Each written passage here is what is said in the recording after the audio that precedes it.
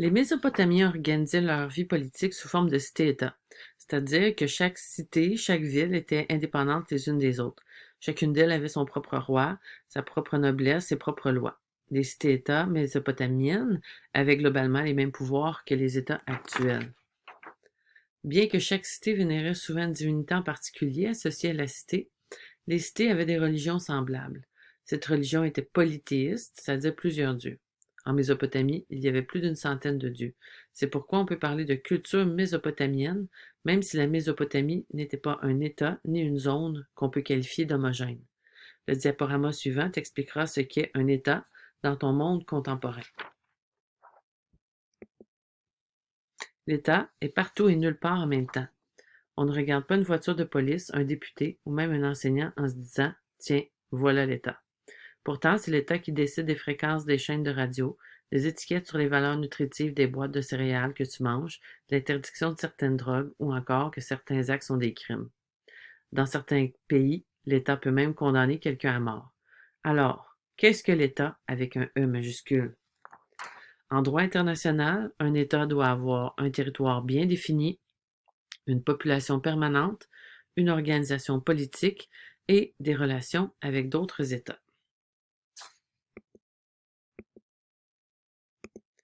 L'État doit avoir un territoire bien défini par des frontières. Certaines sont naturelles, comme l'océan, les grands lacs ou les chaînes de montagnes. D'autres sont tracées par les humains dans des traités. Le territoire comprend donc les espaces terrestres, aériens et parfois maritimes, qu'on appelle les eaux territoriales près des côtes.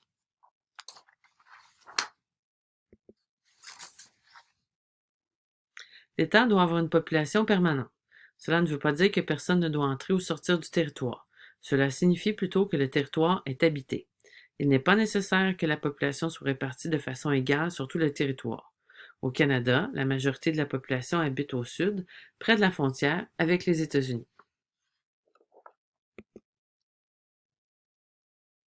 L'État doit avoir une organisation politique, comme un gouvernement, des lois et des institutions.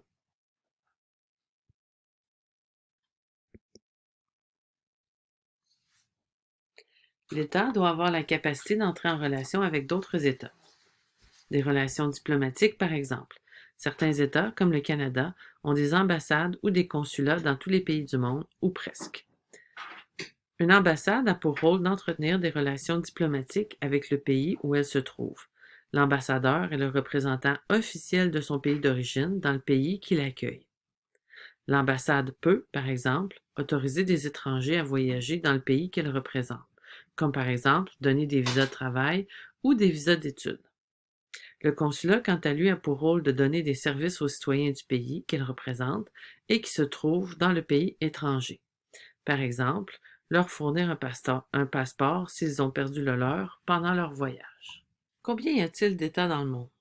Eh bien, l'Organisation des États-Unis reconnaît 197 États, dont 193 qui seraient des États membres.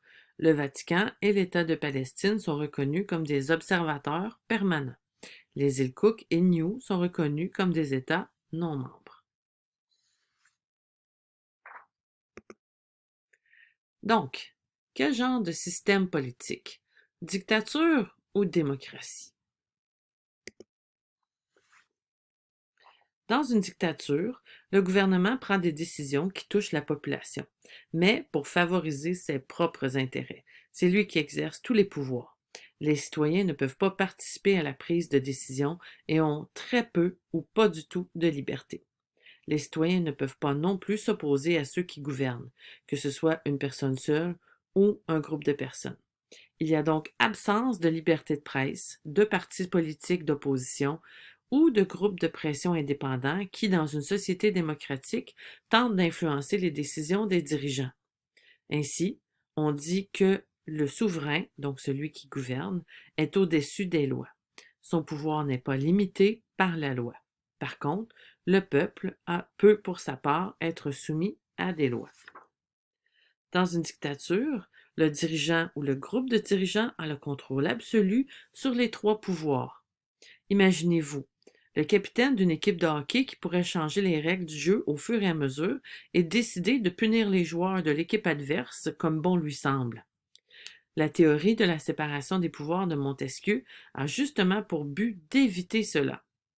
En fait, le contrôle peut même aller plus loin. Il peut aller jusqu'à contrôler ce que disent les journaux, la télévision, interdire aux citoyens certains sites web, interdire aux gens de manifester ou même de se retrouver en groupe. C'est un peu comme si le capitaine d'une équipe de hockey pouvait contrôler ce qui est dit à la télévision pendant qu'il change les règles du jeu.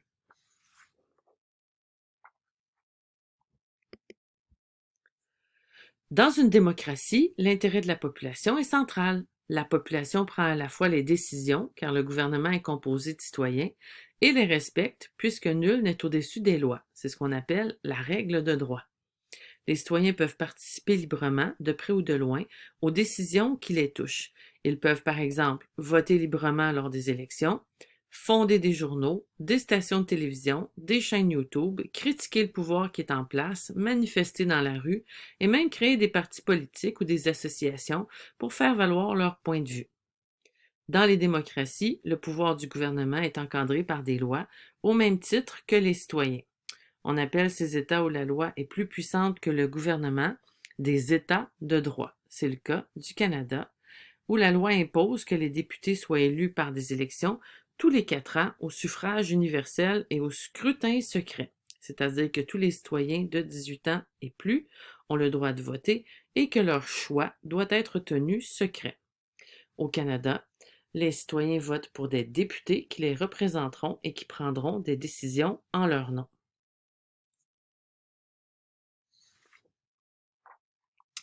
La plupart des démocraties séparent les 3 pouvoirs, législatif, exécutif et judiciaire, comme c'est le cas au Canada. Pourquoi est-ce que c'est important de séparer les 3 pouvoirs? Rappelez-vous, si le premier ministre désire passer une loi pour s'autoproclamer empereur tout-puissant à vie, il devra demander aux députés qui représentent la population de le faire, et on peut gager fortement qu'ils vont refuser. En séparant bien les pouvoirs législatifs et exécutifs, on s'assure que le gouvernement n'adoptera pas de loi que les citoyens refuseraient. Autrement dit, on s'assure que les lois correspondent à la volonté des citoyens plutôt qu'à la volonté de ceux qui gouvernent. Lorsqu'une personne agit de façon illégale, elle doit répondre de ses actes devant la justice. Par exemple, une personne qui commet un meurtre sera amenée devant les tribunaux et si elle est déclarée coupable, elle sera condamnée à une peine de prison. Si un gouvernement décide d'emprisonner un journaliste qui critique ce gouvernement, les juges doivent pouvoir s'opposer et garantir que personne ne puisse être privé de sa liberté autrement que pour des raisons prévues par la loi. En séparant bien le pouvoir exécutif et le pouvoir judiciaire, on évite que les personnes qui appliquent les lois influencent les tribunaux en leur faveur. En séparant bien le pouvoir législatif et le pouvoir judiciaire, on permet aux juges de déclarer qu'une loi est contraire à la Constitution. Ainsi, le pouvoir législatif ne peut pas créer de loi qui permettrait d'emprisonner les journalistes sans raison valable. C'est pour ces raisons qu'en théorie, les 3 pouvoirs devraient être exercés par des personnes différentes qui ont des missions différentes. Toutefois, dans la réalité, aucun État n'a de séparation absolue des pouvoirs. L'exécutif n'est pas totalement exclu du législatif. Par exemple, au Canada, les ministres sont choisis parmi les élus et continuent d'exercer leurs fonctions législatives en Chambre malgré leur nomination. Comment s'assurer qu'un gouvernement soit démocratique et le reste? Le 17e siècle en France est marqué par le roi Louis XIV qui dirige son royaume en maître. Pourtant, le philosophe Montesquieu propose une théorie qui s'oppose au règne monarchique du roi Soleil, la théorie de la séparation des pouvoirs. Cette idée a pour but d'éviter qu'une seule personne puisse exercer tous les pouvoirs de l'État. Montesquieu propose alors que les pouvoirs législatifs, exécutifs et judiciaires soient contrôlés par des personnes ou des organismes indépendants les uns des autres. Charles-Louis de Secondat, de son vrai nom, Montesquieu, est un philosophe, penseur politique et avocat français issu de la noblesse.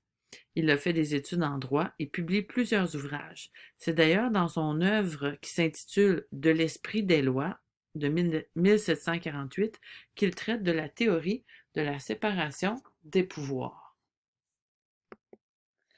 Donc, les trois pouvoirs de l'État sont le pouvoir législatif, le pouvoir exécutif et le pouvoir judiciaire. Un État détient trois grands pouvoirs et pour bien les comprendre, faisons exemple avec le hockey. Avant de jouer au hockey, il a bien fallu inventer le jeu. Et la première chose qu'on fait lorsqu'on veut jouer à un jeu, c'est inventer les règles. Aujourd'hui, le hockey est devenu un sport très important. Et comme pour tous les sports de compétition, quelqu'un s'occupe de créer les règles du jeu. Si vous jouez dans une ligue amicale, vous savez que les règles sont créées par votre ligue. Par exemple, certains contacts physiques peuvent être interdits. Pour les joueurs de la Ligue nationale de hockey, c'est la ligue qui décide des règles. Donc, le pouvoir législatif, c'est le pouvoir de décider des règles du jeu. C'est le pouvoir de créer les lois. On l'appelle parfois le pouvoir de légiférer, c'est-à-dire de faire les lois. Et on parle parfois du groupe de personnes qui fait les lois comme des législateurs. Ces mots viennent du latin lex, qui veut dire légiférer, qui établit des lois. Le pouvoir législatif est donc le premier pouvoir de l'État. Ce pouvoir est exercé par les députés élus de tous les partis. Tout d'abord, les projets de loi sont rédigés. Puis, les députés débattent et votent sur ces projets. Un projet de loi deviendra une véritable loi si la majorité des députés votent en sa faveur. Au Canada, les lois sont votées à la Chambre des communes et au Sénat, qui sont tous les deux situés à Ottawa. Au Québec, les lois sont votées à l'Assemblée nationale, qui est située à Québec. Le Sénat, c'est un organe décisionnel qui n'existe qu'au niveau fédéral. Les sénateurs sont nommés par le gouverneur général sous la recommandation du premier ministre du Canada, en l'occurrence Justin Trudeau. Le principal rôle du Sénat est d'étudier et de débattre les projets de loi qui sont proposés par la Chambre des communes. Pour devenir une véritable loi, le projet doit être adopté par la Chambre des communes, mais aussi le Sénat, et ensuite être approuvé par le gouverneur général. Dans la pratique, il est très rare que le Sénat refuse un projet de loi.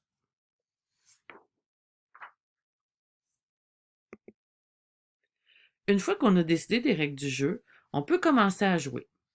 On enfile son équipement de hockey, on lance la rondelle, c'est parti. Le but du jeu, la mission des joueurs, c'est bien sûr de compter des points et de gagner. Gagner suppose d'avoir une stratégie. L'entraîneur, le capitaine, les joueurs réfléchissent d'avance à quels joueurs ils vont utiliser et quelles techniques seront employées pour marquer. Le pouvoir de mettre en œuvre les règles du jeu, c'est le système politique et ça s'appelle le pouvoir exécutif. C'est le pouvoir d'utiliser les lois pour atteindre un but. Comme par exemple, une loi peut donner au gouvernement la mission de créer 3 hôpitaux dans la province. Mais la loi ne va pas dire où doivent être construits les hôpitaux. Donc, c'est le gouvernement qui va alors décider de l'endroit où on va les construire. Une loi peut donner au gouvernement la mission d'assurer la sécurité dans la province. Le gouvernement doit alors organiser les forces de police pour assurer la sécurité dans la province. On appelle donc ce pouvoir le pouvoir exécutif car il revient à exécuter les missions qui sont décrites dans les lois. Donc, c'est un pouvoir qui est exercé par le gouvernement, c'est-à-dire par le parti politique qui a gagné les élections en faisant élire le plus grand nombre de députés. Le gouvernement, qu'il soit fédéral ou provincial, est composé du premier ministre, qui est le chef du gouvernement, et d'un cabinet au fédéral ou d'un conseil au provincial. Ça, c'est les ministres qui sont nommés par le premier ministre pour travailler avec lui. Le gouvernement a pour mission de diriger les services publics, donc les ministères, les forces policières, l'armée, etc. Le chef du Canada est la reine du Canada, soit la reine d'Angleterre, Élisabeth II. Au fédéral, la reine est représentée par le gouverneur général et dans chaque province par un lieutenant-gouverneur. En raison de leurs fonctions symboliques et historiques, le gouverneur général et les lieutenants-gouverneurs posent rarement des actes politiques et juridiques déterminants.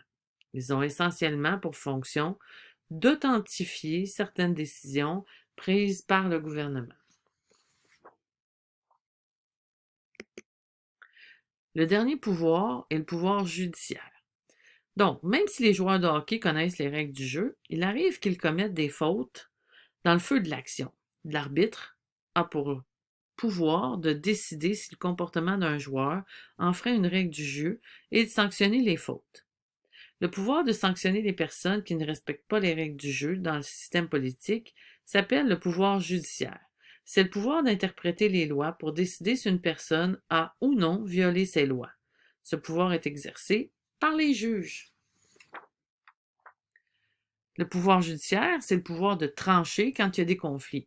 Ce pouvoir est exercé par les tribunaux, donc les juges. Les tribunaux doivent absolument être neutres et séparés du pouvoir législatif et exécutif. Les juges peuvent arbitrer des conflits entre deux citoyens. Par exemple, deux voisins qui se chicanent pour l'emplacement de la clôture. Pour prendre une décision qui est juste, le juge ne doit pas considérer des éléments autres que la loi. Donc, il ne peut pas être un proche d'un des deux voisins, par exemple, et de décider en sa faveur parce que c'est son fils ou sa sœur. On dit donc à ce moment-là que le juge est impartial. Les juges peuvent aussi arbitrer des conflits entre un citoyen et l'État. Par exemple, si un citoyen estime que la police est rentrée de force pour fouiller chez lui sans en avoir le droit. Dans ce cas-là, il faut que le juge soit parfaitement libre de décider que l'État a mal agi, sans avoir peur des conséquences. Par exemple, il ne peut pas être privé de son salaire ou encore être congédié parce qu'il a pris une décision que l'État n'aime pas. On dit donc, dans ce cas-ci, que le juge doit être indépendant. Les juges sont donc à la fois impartiaux et indépendants. Bien sûr, les juges n'arbitrent pas les conflits comme bon leur semble. En fait, toutes les décisions qu'ils prennent sont guidées par la loi. On dit parfois qu'ils interprètent les lois, car elles ne sont toujours pas faciles à comprendre, et qu'ils rendent des décisions de justice. Le plus souvent, les juges doivent écrire la décision qu'ils prennent dans un jugement qu'ils expliquent avec leur raisonnement. L'image suivante que tu vois sur le diaporama représente la Cour suprême, qui est le plus haut tribunal du pays.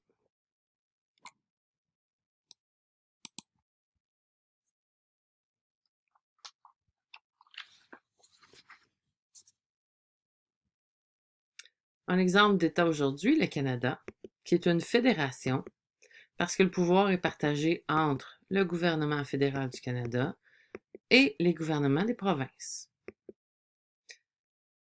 Les provinces et territoires peuvent prendre certaines décisions qui les concernent. Donc, nulle part et partout à la fois retrouvons-nous le gouvernement fédéral. Le gouvernement fédéral travaille sur tout le territoire canadien, mais partage le travail avec le gouvernement de chaque province. Les territoires sont le Yukon, territoire du Nord-Ouest, le Nunavut, et les 10 provinces, Colombie-Britannique, Alberta, Saskatchewan, Manitoba, Ontario, Québec, Terre-Neuve-Labrador, Nouveau-Brunswick, Île-du-Prince-Édouard et Nouvelle-Écosse.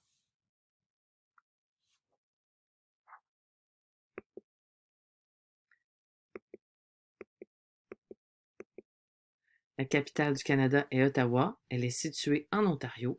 On y retrouve le Parlement du Canada et la Cour suprême du Canada.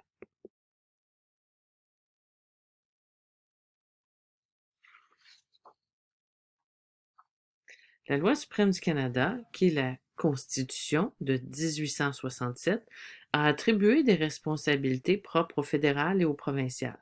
D'ailleurs, la Constitution prévoit une liste de sujets sur lesquels le fédéral ou les provinces peuvent respectivement créer des lois. Cependant, certains sujets ne sont pas exclusifs à l'un ou l'autre des gouvernements. Par exemple, tant le gouvernement fédéral qu'un gouvernement provincial peut créer une loi en matière d'agriculture ou encore d'immigration. Puisque la Constitution a été créée en 1867, les gens de l'époque n'ont pas pu prévoir tous les sujets de droit qui existent aujourd'hui, notamment en raison du progrès technologique. Par exemple, l'aviation ou encore les radiocommunications. De ce fait, les provinces peuvent généralement créer des lois sur les sujets qui ne sont pas prévus dans la Constitution et qui ont une nature purement locale ou privée. Pour le fédéral, il peut créer des lois sur les sujets qui ne sont pas prévus par la Constitution et dont les provinces ne s'occupent pas. Même si le fédéral et le provincial sont maîtres de sujets de droit différents, ils ont les mêmes trois pouvoirs qui leur permettent de créer, d'appliquer et d'interpréter les lois. Le fédéral est responsable des sujets de droit qui concernent l'intérêt général du pays. Par exemple, il est le seul à pouvoir faire des lois en ce qui concerne les sujets ci-dessus: l'armée, l'impression de la monnaie, la poste, le droit criminel, le droit d'auteur. Au niveau des provinces, les lois touchent surtout la santé, l'éducation, le droit municipal.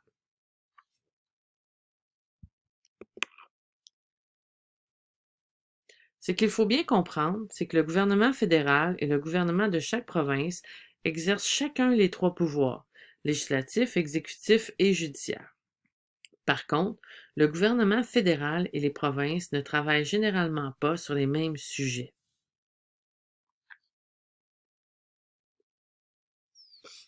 La séparation entre le législatif et l'exécutif n'est pas toujours évidente. Dans le système politique canadien, on la voit mieux lorsque le gouvernement est minoritaire. Dans cette diapositive, nous avons un exemple de parti majoritaire.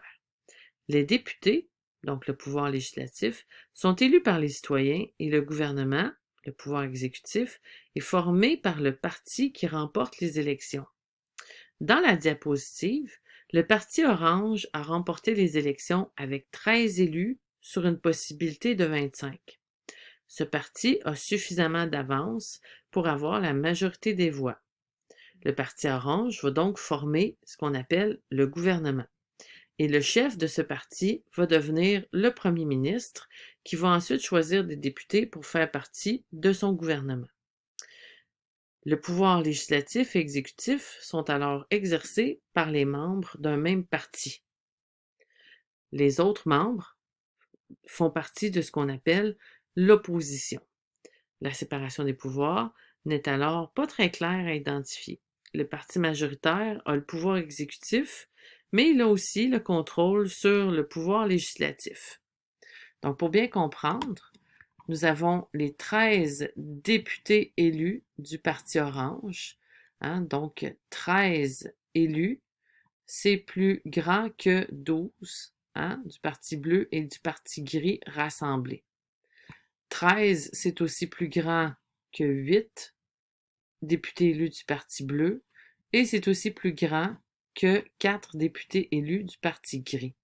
C'est pour ça qu'on dit que le gouvernement, ici, est majoritaire, parce qu'il supplante le Parti gris, le Parti bleu et le Parti gris et bleu ensemble.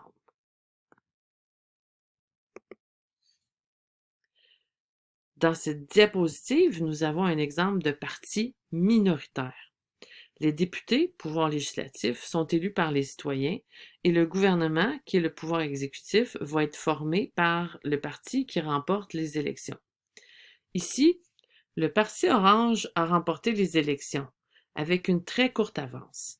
Il a obtenu 10 élus, alors que le Parti bleu a obtenu 8 élus et le Parti gris 7 élus. Les partis bleus et gris réunis ont donc plus d'élus que le Parti orange. On dit alors que le gouvernement est minoritaire, parce qu'il n'y a pas de majorité absolue. Autrement dit, le parti gagnant exerce le pouvoir exécutif en formant le nouveau gouvernement. Mais les partis perdants, s'ils se mettent ensemble, peuvent bloquer les lois avec lesquelles ils ne sont pas d'accord. Ils exercent donc un certain contrôle sur le pouvoir législatif. Dans ce cas-là, la séparation entre le pouvoir exécutif, le Parti orange, et le pouvoir législatif, le bleu et le gris, est plus claire. Pour passer des lois, le Parti orange est obligé de collaborer avec les autres partis. Donc, on a ici les 10 élus du Parti orange. De l'autre côté, 8 élus pour le Parti bleu, 7 élus pour le Parti gris. 8 plus 7, ça fait 15. Donc, les 10 élus ici, qui forment le gouvernement, sont minoritaires parce qu'ils sont moins nombreux que les 15 élus des partis bleus et gris qui sont réunis ensemble, ce qu'on appelle une coalition.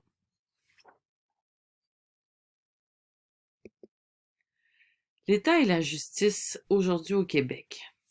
Où peut-on trouver les lois et les règlements qui encadrent la vie en société? Peux-tu nommer certaines conséquences prévues pour ceux qui ne respectent pas les lois?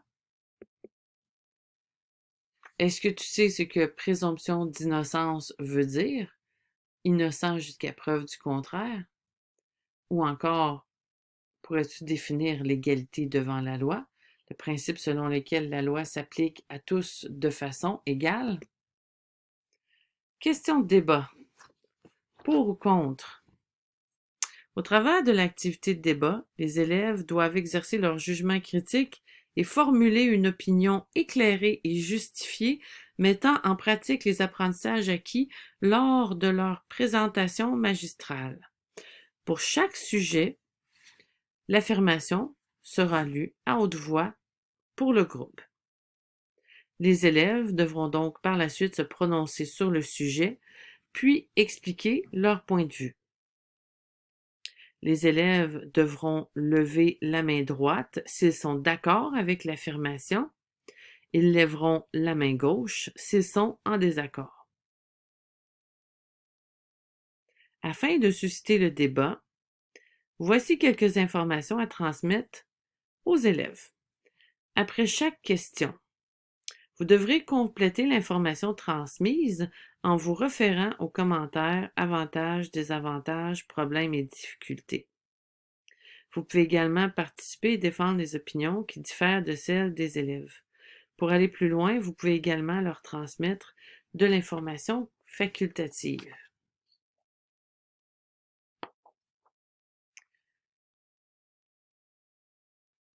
Première question. Est-ce qu'on devrait retirer le droit de vote aux personnes âgées?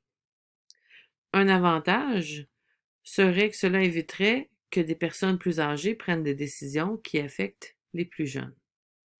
Désavantage, on se priverait de la sagesse des aînés qui ont eu toute la vie pour gagner de l'expérience. En plus, ce n'est pas parce qu'il reste moins de temps à vivre qu'ils prendront des décisions contraires à l'intérêt des plus jeunes. Quel est le problème? Retirer le droit de vote aux personnes âgées serait de la discrimination qu'on appelle de l'âgisme. La discrimination, c'est le fait de ne pas respecter le droit à l'égalité d'une personne en empêchant cette personne de bénéficier des mêmes droits ou d'un accès aux mêmes services que les autres, sur la base d'une caractéristique personnelle reconnue par la Charte comme un motif de discrimination, que ce soit la religion, l'handicap, l'origine ethnique, l'âge, encore le sexe. Donc, pour ou contre retirer le droit de vote aux personnes âgées?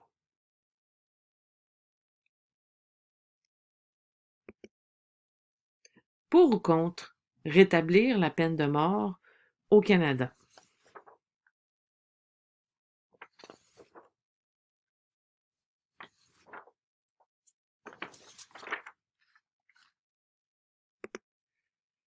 Pour ou contre avoir un roi ou une reine au Canada?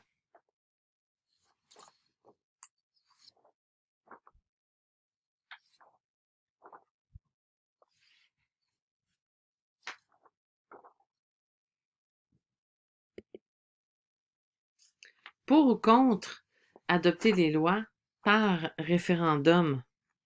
Ici, c'est une question qu'on pose à l'ensemble des citoyens qui ont le droit de voter. C'est un peu le même principe que les débats de cet atelier. Donc, par exemple, un référendum pourrait te poser la question: êtes-vous pour ou contre la loi sur l'aide médicale à mourir? Dans ce référendum, tous les citoyens peuvent voter et seules les lois qui reçoivent plus de 50% des votes peuvent être adoptées. Les avantages, c'est que les citoyens choisiraient vraiment toutes les lois. Avec l'Internet aujourd'hui, ça serait possible, on pourrait voter même sur Facebook. Le problème, c'est la tyrannie de la majorité.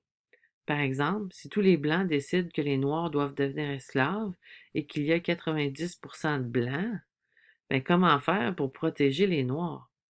Même si on décide qu'il faut plus que 50% des voix pour adopter une loi, par exemple, 95% des voix, la majorité pourrait quand même adopter des lois qui seraient dangereuses pour les gens qui sont minoritaires.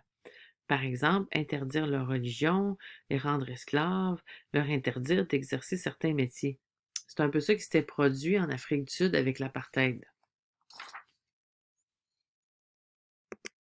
Pour ou contre, faire en sorte que le gouvernement reflète la diversité de la population.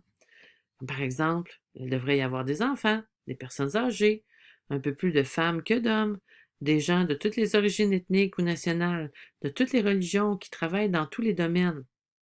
L'avantage, ce serait que le gouvernement serait composé de gens ordinaires qui comprennent les besoins des citoyens. Le désavantage, c'est que les élus pourraient être moins qualifiés. Par exemple, si c'est des enfants, ils pourraient peut-être prendre de mauvaises décisions. La difficulté, c'est que pour que ces personnes soient vraiment représentatives de toute la population, il faudrait avoir beaucoup, beaucoup de représentants. Il faudrait payer toutes les personnes. Mais surtout, comment prendre des décisions à plusieurs centaines de personnes en même temps? Est-ce que ça viendrait qu'à faire des sondages? Pour ou contre avoir des juges élus par les citoyens plutôt que par le gouvernement? L'avantage, c'est que les juges représenteront mieux les intérêts de la population. Cela permettrait qu'ils soient plus indépendants du gouvernement. Le problème, c'est que les juges pourraient être tentés de prendre des décisions pour plaire aux électeurs, pour ainsi être réélus, même si les décisions sont contraires à ce que la loi dit. De plus, le fait d'être élu ne change rien à leur indépendance. C'est plutôt le fait que le gouvernement ne peut pas les priver de leur salaire ou de les congédier qui garantit leur indépendance. Des réponses à tes questions juridiques sont fournies sur un site qui s'appelle Éducaloi. Je te le présente, n'hésite pas à aller le consulter.